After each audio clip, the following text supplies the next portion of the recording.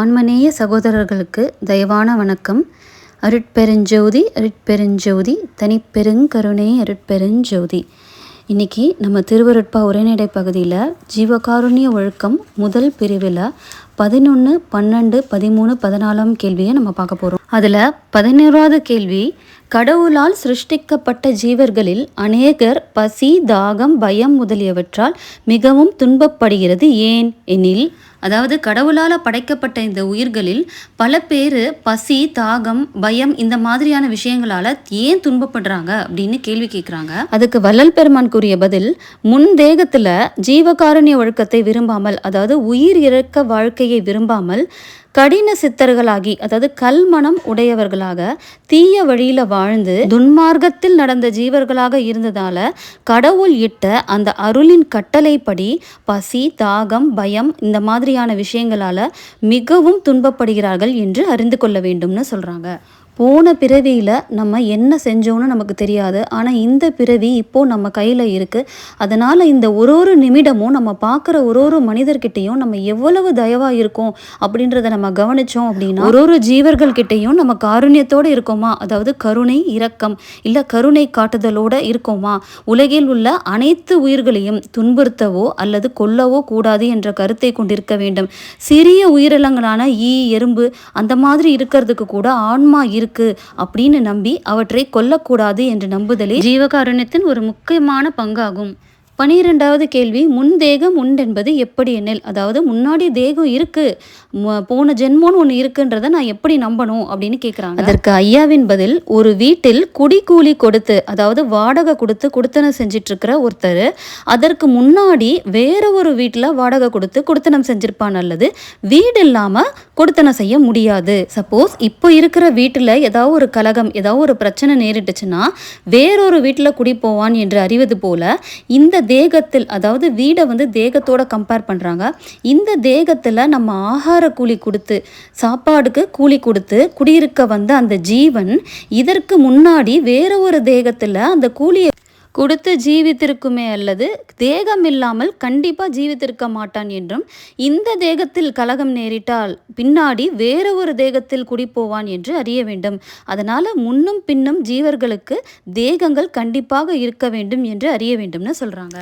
13வது கேள்வி, ஜீவர்கள் முன் தேகத்தில் செய்த பாவ கர்மங்கள் இந்த தேகத்தில் வரும் என்பது எப்படி? முன் தேகத்தில் செஞ்ச பாவம் இந்த தேகத்திலையும் தொடர்வது எப்படின்னா, ஒரு எடுத்துக்காட்டுக்கு நம்ம முன்னாடி கொடுத்தன இருந்து வாடகை கொடுத்தன இருந்த அந்த வீட்டில் அந்த வீட்டோட தலைவன் சொல்படி நடக்காமல், அந்த ஓனர் சொல் பேச்சை கேட்டு நடக்காமல் நம்ம கெட்டவங்களை கூப்பிட்டு வச்சு சகவாசம் பண்ணி கெட்ட விஷயங்களை செஞ்சுக்கிட்டு இருந்தோம் அப்படின்னா, நம்ம அந்த வீட்டை விட்டு வேற வீட்டுக்கு போனாலும் அந்த கெட்ட துர்மார்க்கர்கள் இந்த புதுசாக போனால் அந்த வீட்டுக்கும் தேடி எப்படி வருவாங்களோ, அதே போல நம்ம முன்னாடி ஜீவன் குடியிருந்த அந்த தேகத்துல கடவுளோட கட்டளைப்படி நடக்காம நம்ம துன்மார்க்கத்தால், அதாவது பாவ கர்மங்களை விரும்பி செய்திருந்ததால் அந்த ஜீவன் வேற ஒரு தேகத்துக்கு வந்தபோது அந்த பாவ கர்மங்கள் இப்போது இந்த தேகத்துக்கு வந்து இந்த ஜீவனை சேரும் என்று அறிய வேண்டும். 14வது கேள்வி, இது எல்லாருக்கும் தோணக்கூடிய கேள்வி. முன்னாடி பிறப்பில் உயிரிறக்கம், அதாவது ஜீவகாருண்ய ஒழுக்கத்தை பின்பற்றாமல் துன்மார்க்கத்தை சேர்ந்த அந்த ஜீவர்கள் இந்த பிறப்பில் பசி, தாகம் முதலியவற்றால் துக்கப்பட செய்வது கடவுளோட அருளாக்கினைப்படி நடக்குது அப்படின்னா, அவங்களுக்கு நம்ம காருண்யம் வைத்து ஆகாரம் முதலியவை கொடுத்து அவர்களோட துக்கத்தை மாத்துறோம் அப்படின்னா அது கடவுளுக்கு எதிரானது இல்லையா, விரோதமாகாதா அப்படின்னு கேட்குறாங்க. அதற்கு வள்ளல் பெருமானோட பதில், ஆகாது. எடுத்துக்காட்டுக்கு, இப்போ ஒரு அரசன் தன்னோட கட்டளைப்படி நடக்காத அவரோட குற்றவாளிகள் சிறைச்சாலையில் இருந்தாலும் அவர்களுக்கு சேவர்கள் மூலயமா உணவு கொடுத்து அனுப்பிச்சு அவங்களோட பசியை தீக்குறாங்க. அதுபோல கடவுளோட கட்டளைப்படி நடக்காத நரகத்தில் இருக்கின்ற அந்த பாவிகளுக்கும் அவரோட தேவர்களை கொண்டு ஆகாரம் கொடுப்பிக்கின்றார்.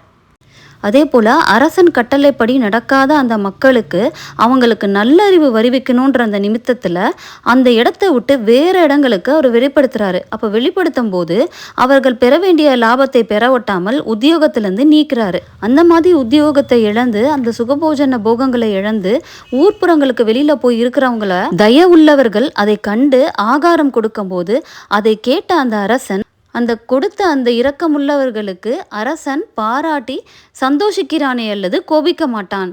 அதே போல கடவுளோட கட்டளைப்படி நடக்காத அந்த ஜீவர்கள் ஜீவகாருண்யம் இல்லாமல் இருக்கும்போது அவர் தன்னோட சக்தியால் அவங்க பெற வேண்டிய அந்த சுகங்களை பெற ஒட்டாம, அதாவது அந்த சௌக்கிய புகன போகங்களை விடுத்து அந்த ஜீவர்களுக்கு நல்லறிவு வருவிக்க வேண்டிய நிமித்தம் கருதி அந்த தேகத்திலிருந்து நீக்கி வேறொரு தேகத்தில் விடுகின்றார்.